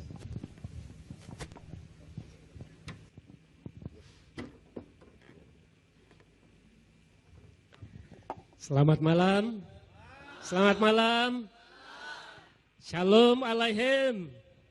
Nah, tadi kan sudah dinyanyikan Shalom alaihim ya. Jadi salam kita sama. Hukum yang terutama bagi orang Kristen adalah mengasihi Allah dengan segenap jiwa, segenap kekuatan, seluruh hidup, dan mengasihi sesama manusia seperti diri sendiri. Jadi toleransi ada di sana, saudara-saudara. Mengasihi siapapun itu hukum. Dan itu harus dipraktekkan mulai dari diri sendiri. Saudara-saudara, saya tidak menyombongkan diri, tapi itu praktek yang memang saya hayati dari hukum agama yang saya anut. Saya punya pembantu sejak istri saya itu umur 14 tahun. Kemudian dia punya cucu ponaan, ikut. Lalu saya sekolahkan sampai lulus sarjana. Agamanya apa? Agamanya Islam. Saya tidak melihat dia dari agamanya, tapi sebagai sesama manusia. Nah, sekarang sudah lulus dan mulai kerja. Kira-kira 8 bulan ini ia bekerja di Solo juga, ikut saya. Ya, saya tidak akan memaksa harus masuk Kristen, tidak. Silahkan, ada tempat sholatnya dan seterusnya. Mau puasa, bahkan dia sudah istilahnya khatam itu apa? Apa ya Pak? Menyelesaikan. Ya, sudah khatam katanya dia. Saya tidak terlalu mendalami gitu. Saya dorong saja supaya dia melakukan agama sesuai dengan keyakinannya. Jadi kita mengasihi sesama manusia, siapapun juga seperti kita mengasihi diri sendiri. Itulah hukum dari Kristen. Demikian, terima kasih. Sampun. Kok sudah Pak? Ya, masih bisa ditambah Pak? Iya, silakan Pak. Ya, nanti iyalah, kita menganggap ini baru UUD 45-nya ya, belum. Oh ya, masih yang lain lagi aja. Ini kita sepakati untuk kita bagi-bagi. Jadi saya tak berlagak sebagai orang yang seolah-olah lebih memahami Bapak Pastor dan Bapak Pendeta untuk menyambungkan ke Anda semua yang saya anggap agak kurang memahami dibanding saya. Kenapa ya Pak ya? Jadi saya ingin menjelaskan pada ini karena ini anak-anak saya, mereka ini namanya generasi milenial. Generasi milenial itu generasi yang paling berperan di dalam menciptakan perilaku dan kecenderungan di sebuah milenium. Maka disebut milenial. Umurnya dari 17, 18 sampai 38, hampir 40. Ini rata-rata begitu Pak. umurnya, dan mereka ini yang paling penting. Kejaba sing wis tua-tua kaya aku ya. Nah, yang dimaksud Bapak Pastor tadi itu gini, pertama, keadilan itu tidak akan pernah tercapai oleh manusia, sudah pasti. Jangankan keadilan, kebenaran juga tidak ada. Kebaikan juga tidak ada. Kalau sejati, kalau yang kita lakukan itu hanya menuju kebenaran, menuju kebaikan, menuju keadilan. Jadi yang dinilai pada manusia adalah perjuangannya menuju gawang atau goal keadilan itu. Benar saja yang cuman satu, kan ada benar salah, baik buruk gitu. Terus nanti ada yang lebih inti, adil tidak adil, terus ada sisi lain indah tidak indah gitu ya. Satu sisi yang namanya benar saja itu kan juga ada 3, bener dewe, bener wong okeh, bener kang sejati gitu kan. Bener wong okeh itu yang membuat sejumlah orang menganggap ini yang benar maka dia bikin Golkar. Yang lain, oh ini yang benar maka bikin PKS. Oh enggak, yang itu yang benar tuh yang kayak gitu maka bikin Gerindra. Maka mereka terus bikin NU, bikin Muhammadiyah, bikin macam-macam karena ada kebenaran kolektif pada sejumlah orang. Nah, itu juga belum tentu benar, orang banyak belum tentu benar. Apalagi orang bener dewe gitu ya. Nah, yang membuat kita itu bentrok itu kan karena kelompok-kelompok itu nggugu bener dewe kan gitu. Jadi kalau sering saya contohkan ya pitik keluruk ini ning Solo piye to? Kukuruyuk. Kalau di Madura Pak, Madura. Kukuruno. Kukuruno. Kalau di Sunda kongkorongkong kan gitu. Pertanyaannya adalah yang benar yang mana? Kukuruyu apa kukurunu apa kongkorongkong? Sing bener pitike. Nah, kan begitu. Nah, jarak antara koko ayam dengan kita mendirikan itu namanya tafsir. Tafsir itu melahirkan madhab dan pengelompokan-pengelompokan. Kalau Islam ada Sunni, ada Syiah, ada Wahabi dan seterusnya. Itu karena pendengarannya berbeda terhadap koko ayam, kan begitu. Kita harus saling menyadari bahwa yang benar itu ayam. Ini cuma tafsir saya, kukuruyu. Ini cuma tafsirnya Pak Muzamil, kukurunu. Nah, antara kukuruyu, kukurunu dan kongkorongkong harus saling menyadari kelemahan masing-masing. Maka terjadi toleransi, kan begitu. Kalau menganggap benernya sendiri ya itu yang menjadi bentrok. Karena masing-masing egois dan egosentris terhadap kebenaran yang mereka yakini. Saya, teman-teman sekalian, selalu mengatakan kepada Anda, nek aku ngomong apa wae aja dipercaya, kan gitu kan? Anda percayanya jangan ke saya itu cuma mengantarkan sejumlah bahan dan cara berpikir supaya kamu mengolahnya. Nanti kamu akan menemukan apa yang kamu percaya secara otentik dari pikiran dan hatimu sendiri. Jangan percayanya kepada saya. Jadi antara Anda dengan Tuhan itu jangan ada siapa-siapa. Ulama, pendeta, biku, dan seterusnya itu wacana. Tapi dia tidak mewakili Anda. Dan dia tidak bisa menyelamatkan Anda. Apakah pastor bisa menyelamatkan umatnya? Tidak bisa. Apakah kiai bisa menyelamatkan umatnya? Tidak bisa. Apakah ketua majelis ulama bisa menyelamatkan umat? Tidak bisa. Apakah ketua NU menyelamatkan Nahdliyin? Tidak bisa. Hanya Anda sendiri yang bisa menyelamatkan dirimu di depan Tuhan. Maka kalau Anda beribadah kepada Tuhan, jangan ada siapa-siapa. Dan saya tidak mau ada di antara Anda dengan Tuhan. Susahnya pimpinan-pimpinan agama yang seneng manggon kuno kui. Jadi menjadi gerhana dia di tengah-tengah antara Tuhan dengan umatnya, gitu loh. Karena di sini nih akses eksistensi kepemimpinan ada di situ, terus dia duwe apa jabatan, terus dia nanti punya akses ekonomi, kan begitu. Nah, saya tidak mau ada di situ dan saya tidak mau Anda percaya. Saya ke sini supaya Anda percaya sama Allah, tidak percaya sama saya. Gitu loh. Nah, aku dipercaya kok aku disindir sama Allah. Gitu loh. Siapa panutanmu? Cak Nun gitu ya. Pane. Terus engko Nabi Muhammad ketemu aku panutan ya ngono gitu. Amodar ta aku. Amah aku nek disindir-sindir kaya ngono kuwi lho, aku ya mulane aku aja datike panutan. Kowe ora iso ngenut aku wong aku dudu kowe dudu aku. Sing iso kok ambil dari aku adalah sebagian yang relevan terhadap kamu, sebagian dari kecenderungan saya yang pas untuk kamu. Dan kalau kamu teruskan, kamu sebenarnya bukan niru saya, kamu meniru orang yang pihak yang sebelum saya. Entah itu Nabi, entah itu Tuhan sendiri. Bukan sayanya, saya cuman akselerator dari nilai dan kecenderungan itu, betul enggak? Betul enggak teman sekalian? Itu yang pertama. Kemudian untuk menjelaskan yang Bapak Pastor kemukakan tadi, kemurahan hati itu kalau di dalam Islam Halim namanya ya. Al-Halim, Allah yang maha murah hati. Sebenarnya murah hati, toleran, lomo itu kan mirip-mirip saja ya. Itu bulatan terus ada sisi-sisinya. Ada Bismillahirrahmanirrahim. Rahman itu cinta sosial, cinta yang meluas. Rahim itu cinta yang mendalam, yang vertikal. Karena garisnya ke gravitasi bumi sama ke langit yang satu garis. Jadi Rahim itu garis ke dalam dan ke atas. Kalau Rahman itu garis ke kiri, ke kanan, ke depan, ke belakang. Itu Rahman. Kan gitu.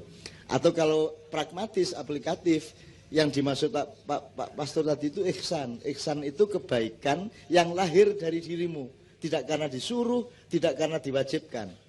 Gitu loh, itu namanya ihsan. Jadi kalau ingin anakmu seperti itu, jenenge ihsan, utawa nek kepingin entuk ihsan, goleke kanca sing jenenge ihsan. Gitu. Ada satu hal yang terakhir yang ini sebelum jam 3 teman-teman sekalian. Tadi kan saya sudah ngomong mengenai informasi dari Allah, dan itu mulai hari ini mulai Anda bersyukurlah. Kalau enggak karena Allah kasih tahu, kita enggak tahu loh. Makanya, nama Allah saja itu kalau kita enggak dikasih tahu kan kita enggak tahu. Dan pada hakikatnya Allah tidak bernama. Seperti Tejo tadi sebenarnya ingin mengatakan kepada kita bahwa logika iman tadi loh. Jadi wong iki nek wis ndek kono iku wis gimana ya?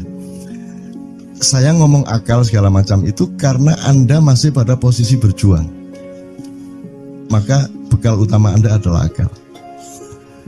Selama berjuang di dunia, hanya orang Jawa kemudian yang punya teori mukswa. Tolong dijelasin, mukswa itu apa? Misalnya ada informasi secara kebatinan Nyai Roro Kidul itu sebenarnya adalah manusia yang muksa sekitar 2 milenium yang lalu, umpamanya gitu ya. Itu kan tidak bisa dibuktikan juga, tidak bisa diperpanjang juga. Tinggal kamu ambil maknanya. Jadi kalau ada informasi apa-apa teman sekalian, jangan lantas terseret untuk membenarkan atau menyalahkan. Nanti dulu tuh kita ambil aja manfaatnya. Misalnya Nabi Khidir. Khidir itu anak siapa? Tidak tahu toh. Bapaknya siapa? Gak ngerti. Punya istri apa tidak? Tidak tahu. Ya toh, lahirnya di mana? Tidak tahu. Dia orang Arab apa Persia apa Afrika? Tidak tahu kan? Apa orang Jawa, orang Sunda? Tidak tahu kan? Nah itu tidak usah diperdebatkan. Jangan terus bersikap akademis, kognitif terus. Khidir itu ambil namanya aja lah. Yang penting ada kehadiran. Di dalam dirimu itu selalu ada kehadiran Allah. Karena semua itu tajallillah, semua itu tajallullah, semua itu Allah bertajalli. Lihat Tejo, ingat Allah. Cuman ketika ingat Allah, aku ndak ingat Tejo. Gini ya. Ono air. Salah nggak diem-diem dewe tak malu. Oke teman-teman sekalian, saya kira luar biasa malam hari ini, dan saya sama Mas Tejo ini jangan diukur-ukur dengan tradisi-tradisi dan kebiasaan-kebiasaan berpikir kita dalam berbudaya. Karena ini bukan masalah kebudayaan, ini semua masalah bahkan di atas akal sehat kalau Tejonya mengistilahkan tadi gitu ya teman sekalian. Jadi saya sama dia kalau ndak nyanyian ya ndak. Dia temanya yang diwakili saya itu tumpukan-tumpukan ejekan kepada saya, dan itu adalah rahmat yang luar biasa. Gitu. Dan dia tidak sholat segala macam, saya tidak membuat saya merendahkan dia atau membuat saya menjadi agak kurang dekat dengan dia, tidak juga, karena itu Allah punya gitu loh. Dan Allah itu terserah-serah dia. Karena Allah itu maha menghisab, karena makanya matematika itu ilmu paling murni, paling suci itu karena urusan agama nomor 1 itu hisab. Ya toh? Nomor 1 itu hisab, dan hisab, yang menghisab itu Allah, bukan kita, bukan ustadz, bukan kiai, bukan siapa-siapa. Dan Allah pernah mengatakan, saya kira di sini aja yang cerita mengenai orang Badui terakhir ya, orang Badui keliling Ka'bah. dia mengucapkan ya Karim, ya Karim, ya Karim, ya Karim. Terus ada laki-laki di belakangnya tawaf juga dan mengucapkan ya Karim, ya Karim, ya Karim, ya Karim, ya Karim. Sampai akhirnya si orang Badui ini noleh, kamu ngapain kok niru-niruin saya? Terus laki-laki itu bilang, loh saya nggak niru-niruin kamu, saya memang ingin mengucapkan zikir ya Karim, ya Karim. Udah akhirnya jalan lagi, tapi yang belakangnya terus ya Karim, ya Karim, ya Karim. Akhirnya marah ini si Badui. Badui bilang, kalau kamu niru-niruin saya terus nanti saya kasih tahukan kepada Muhammad kamu. Orang yang paling saya imani, orang yang paling saya cintai, orang yang paling saya percaya, orang yang paling membuat hidup saya sangat hidup, itu Muhammad namanya. Terus orang di belakangnya nanya, kamu sudah ketemu Muhammad belum? Belum. Saya sudah keliling-keliling di Mekah tadi belum tahu di mana Muhammad. Akhirnya saya muter-muter di Ka'bah ini. Terus Rasulullah kurang pinter acting kayak Tejo. Kalau seandainya yang di belakangnya itu Tejo kan pasti diperpanjang-panjang itu. Tapi Rasulullah tidak tahan saking cintanya kepada orang itu, akhirnya dia mengatakan, ya Arab, akulah Muhammad yang kau cari. Wah, akhirnya si Arab ini, si Badui ini memeluk Muhammad sedemikian rupa. Terus tiba-tiba Jibril datang disuruh Allah. Ya Muhammad, Allah yuballigh assalam ilaik. Allah menyampaikan salam kepadamu. Oh ya, waalaikumsalam warahmatullahi wabarakatuh. Gue tahu salam-salaman karo Gusti Allah. Liwat pasar, assalamualaikum. Terus dia bilang, waalaikumsalam. Kalau tulisan di langit, asik tau kan? Asik lagi. Allah menyampaikan salam kepada Muhammad. Oh, waalaikumsalam. Apa yang bisa saya dengarkan dari Allah?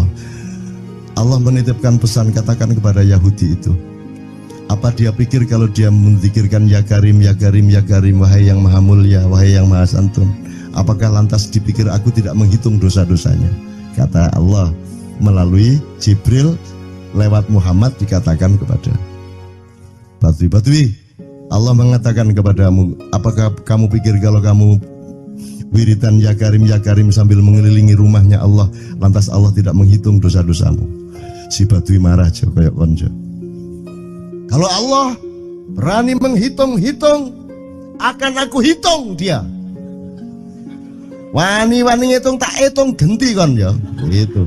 Muhammad kaget toh, wah iki arek situ bondo ya. Muhammad kaget. Jibril juga langsung menyampaikan kepada Allah. Terus Allah mengatakan, katakan kepada Badui, bagaimana mungkin dia menghitung-hitung saya, kata Allah.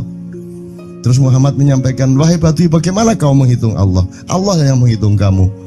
Terus Badui menjawab, kalau Allah berani menghitung dosa saya, aku akan menghitung ampunannya. Kalau Allah berani menghitung kekhilafan dan kekeliruan saya dan ngawur-ngawurnya ngomongnya saya, aku akan hitung permakluman dan kedermawanan dia kepada saya. Coba seimbang apa tidak? Aku yakin permakluman dan ampunan Allah akan lebih melimpah-limpah dari kesalahan saya. Gitu ya. Jadi mulai metu oma, ayo wani-wani ngitung. Wani-wani ngitung tak hitung ganti kan. Ya. Terus tahu nggak jawaban Allah? Jibril katakan kepada Muhammad untuk dikatakan kepada Badui itu. Wahai Badui, kamu tidak perlu menghitung-hitung Allah. Karena aku juga tidak akan menghitung-hitung dosamu. Wah, coba.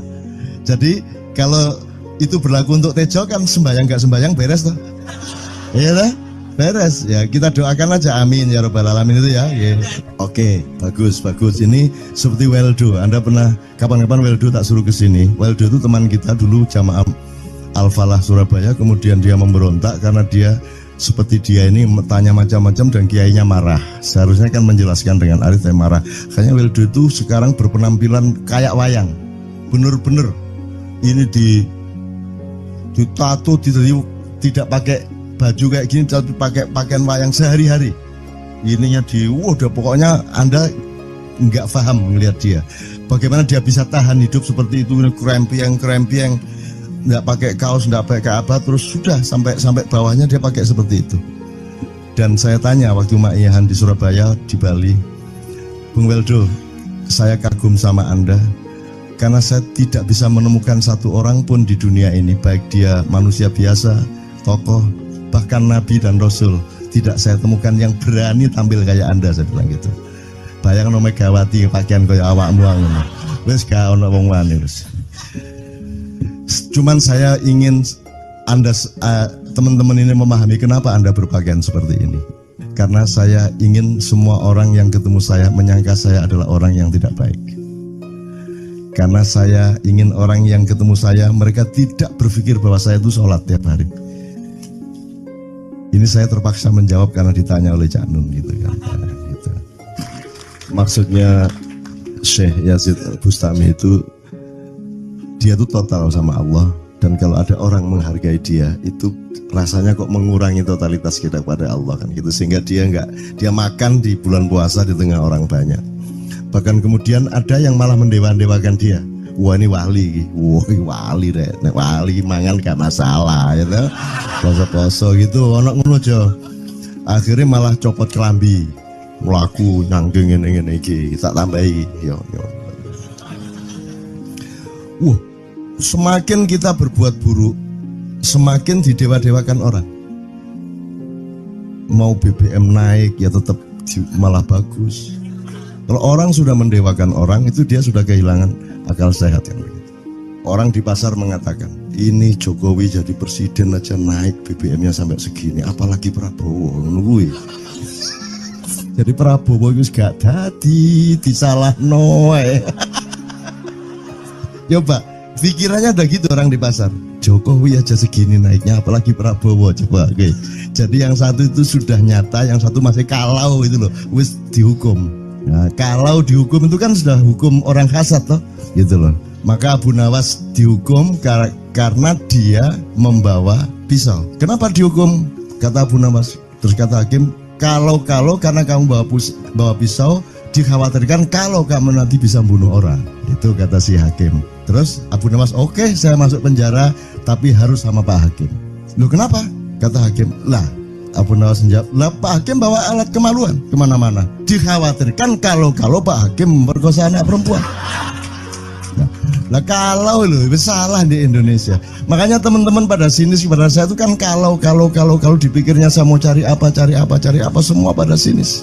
Dan tidak ada yang rahmat Allah yang melebihi sinisme teman-teman kepada saya. Tidak ada rahmat Allah melebihi saya dianiaya di Indonesia. Saya tidak diletakkan di tempat yang seharusnya. Saya tidak dibukakan peluang untuk menggunakan hak-hak saya. Tidak ada rahmat Allah melebihi penganiayaan Republik Indonesia kepada saya. Tapi soal saya tidak masuk TV Jo, mohon maaf, saya yang tidak mau Jo. Saya hanya mau TV lokal, betul-betul lokal, yang lokal di Jawa Tengah, Jawa Timur. Dan itu tidak ada tujuan apa-apa, saya bersodakoh. Kiai Kanjeng bersodakoh, jadi itu tidak transaksi. Mereka datang ke acara syuting dimuat, dan acaranya 2,5 jam non-stop.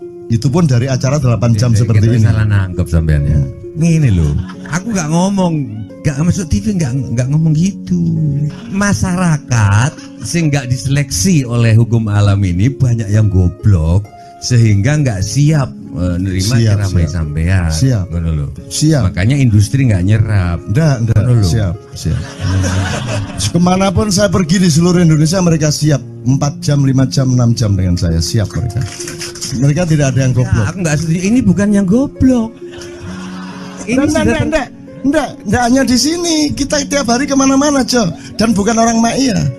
Dan mereka siap 4 jam, 5 jam tanpa berdiri, tanpa kencing, tanpa rame, tanpa apapun mereka siap. Siap kok, tidak ada masalah, tidak ada yang goblok di Indonesia. Mereka masih punya sesuatu yang sejati. Bukan hanya dikenduri cinta loh ini. Bukan hanya dikenduri cinta. Kita kemarin di Boyolali sampai jam 1, dari jam 8. Tidak ada masalah kok, dengan 45.000 orang tidak ada masalah. Mereka tahan. Tidak ada masalah. Jadi nyuwun sewu soal itu bukan kalau anak KC saya jam 3 mau tak pikir masyarakat TV. Ya saya kadang-kadang kepingin buktikan aku tak standing comedian 3 jam 3 jam. Kalau ada yang bergerak tak santet. Nggak, maksudku mergo tak santet. Ya ilmu sihir gampang kok. Sihir itu ilmu gampang. Nggak ada yang pergi karena mereka mencari sesuatu yang tidak ada batasnya untuk menemukan. Tidak akan pergi mereka. Ini mau sampai jam 6 tua tuh. Dan itu tidak hanya berlaku di Maia, dimanapun. Yang tidak kuat kan bupatinya, gubernurnya, kapolres, arek-arek, beres kabeh. Dan itu seluruh Indonesia tidak ada masalah sudah, tidak ada masalah. Jadi tidak benar kalau hukum, saya melakukan ini justru untuk melawan hukum industri. Kata siapa harus di channelnya dipindah, kalau gini maka terus dibikin acara gini-gini supaya orang tidak pindah channel. Buktinya saya 8 jam non-stop gak pindah channel. Ya tolong pelajari di daerah sana juga kalau soal ini loh, ini soal kebenaran komunikasi, karena saya memang tidak mau di TV swasta nasional. Dan kalau ada teman-teman dari TV nasional harap diketahui mau menunyun saya memang tidak mau. Saya ingin membuktikan bahwa ya banyak yang harus saya buktikan. Itu loh.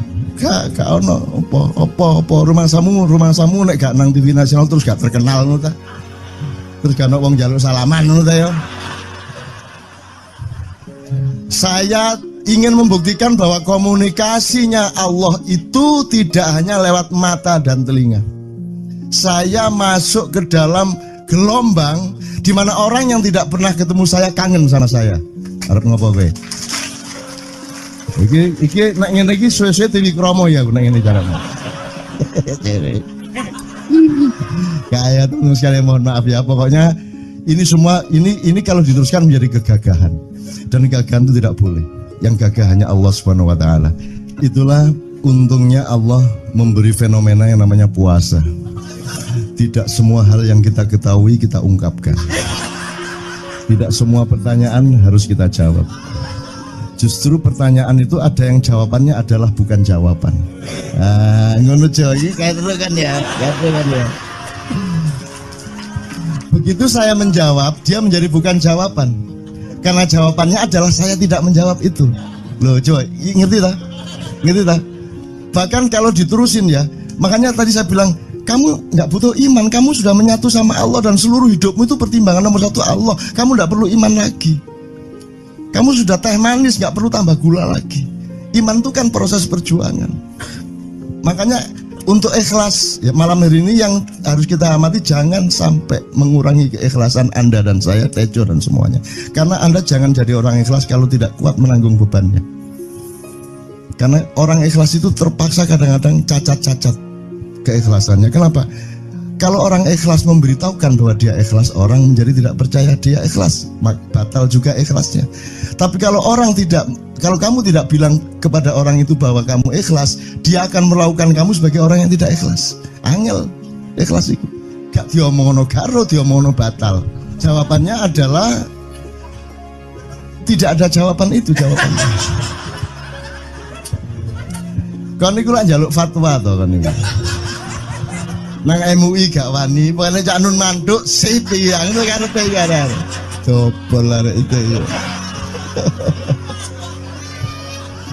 Oke, tapi tidak apa-apa ya Allah, ya Rabbi Karim, betapa kayanya Allah ini ya, betapa kayanya. Dan Anda jangan menurut siapa. Jadi kalau ada orang bilang, wah ini masuk neraka, terus gue percaya kan gitu kan. Loh, Anda bilang, kayak terus aku mlebu neraka. Wis kayak terus sampean, goblok ya sampean kayak terus. Wis ket biyen aku mlebu neraka. Aku nang swarga soal ndek kono dapurmu. Kan ngono kan. Mau aku gitu kan. Ini cara kita guyon sampai Azhadi Siregar ya, Bang Hadi itu mengatakan kalau pakai retorika ikhlas itu begini. Kata Rasulullah, tangan kanan berbuat, tangan kiri jangan sampai tahu. Kalau perlu di hadapan manusia umumkan bahwa kamu tidak sholat, untuk menyembunyikan bahwa sesungguhnya kamu rajin sholat. Gini lah cane, ya dah. Tapi ojo percaya, kamu harus tetap tidak percaya supaya kamu menyangka dia tidak sholat benar gitu loh. Karena kebutuhan dia seperti itu. Bahkan Bang Hadi bilang lebih tinggi lagi. Gini loh, ikhlas itu kalau perlu kamu sholat tuh jangan sampai ketahuan Allah. Oh, biar coba. Biar, lu jasa toh itu, dhuwur banget toh. Itu kan kalau kita ngomongnya linear kan marah kita, masa sampai Allah enggak tahu. Loh, Itu retorika namanya, itu sastra namanya. Sastra itu enggak kok terus fi kulli sumbuhatin mi'atu habbah. Kalau kamu beramal satu itu seperti pohon yang jumlahnya 70 berbuah 100 masing-masing, sehingga kalau kamu kasih 1 juta kamu akan dapat 700 kali lipat. Loh, Allah itu bukan guru matematika. Itu retorika untuk menyangatkan. Misalnya wong wedok, kalau kamu senyum itu sedekah yang bayarannya sama dengan sholat tarawih. Oh, kata gitu. Sebenarnya asal usulnya itu Kanjeng Nabi tarawih tutuk omah bojone merengut. Kira-kira loh, Jom.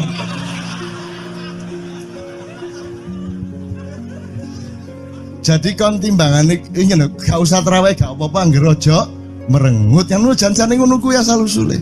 Jadi bukan kok terus pahala iki sakmene, enggak gitu. Itu cuman misalnya 2,5 derajat hilal harus kelihatan. Itu kan istilah, enggak kok terus diukur temen. Wah, 2,4 gurung riaya iki. Enggak gitu. Enggak ada presisi fisik tuh, enggak ada. Salat menghadap Ka'bah itu ya enggak ada.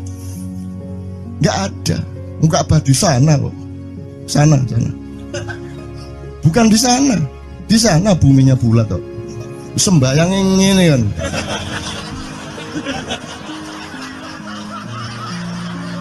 Nek sujudmu tadi kudu ini. Gimana?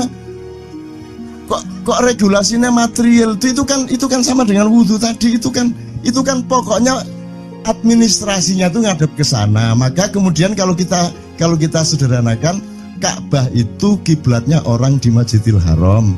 Masjidil Haram itu kiblatnya orang di Mekah. Mekah itu kiblatnya orang di seluruh Arab. Jazirah Arab itu kiblatnya orang seluruh dunia. Just pokoknya rono lah, masuk kudu 24,5 derajat persis. Jadi anggur sembayang nggawa kompas.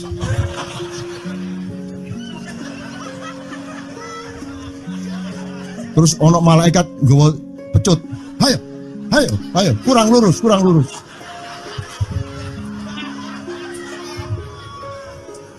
Iki agama ta latihan tentara ya. Oke, ini saya kalau ingat cambuk ini jadi ingat ada fatwa juga, Jo. Anda satu sama saya segala macam itu kan orang yang tidak punya apa-apa. Ya toh, makanya kita juga amalnya sedikit secara material gitu kan. Tapi pokoknya Anda jangan, saya ingatkan lagi yang belum dengar aja yang dengerin ya. Pokoknya jangan beol bawa cambuk gitu ya. Ya sudah jelas. Ini ternyata ada yang lebih dahsyat, Mas. Jadi ada seorang caleg di Jombang. Gede gambare. Aku numpak becak. Becake karo genjot. Alah, dapur murek. Lho napa, Pak? Iku lho. Gambar niku lho. Apa gambar? Alah ngene sing nggo pecut karek nyalek barang. Lho maksudnya sing nggo pecut ya napa? Ngeten lho, Pak. Niku nek sing ten kali terus saya ditotol iwak niku mboten trimo, dipecuti.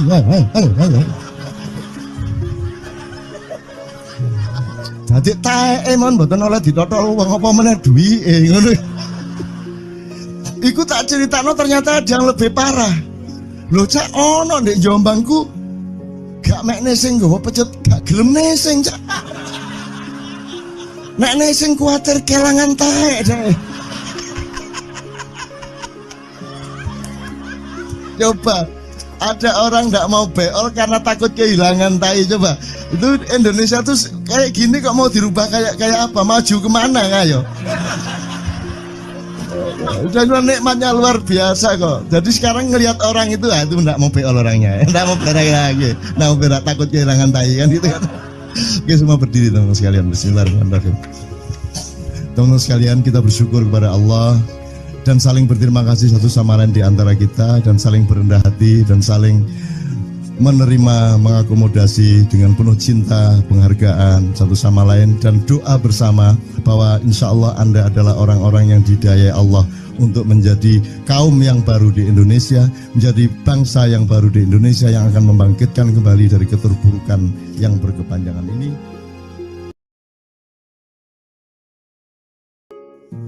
ada satu hal yang terakhir yang ini sebelum jam 3 teman-teman sekalian.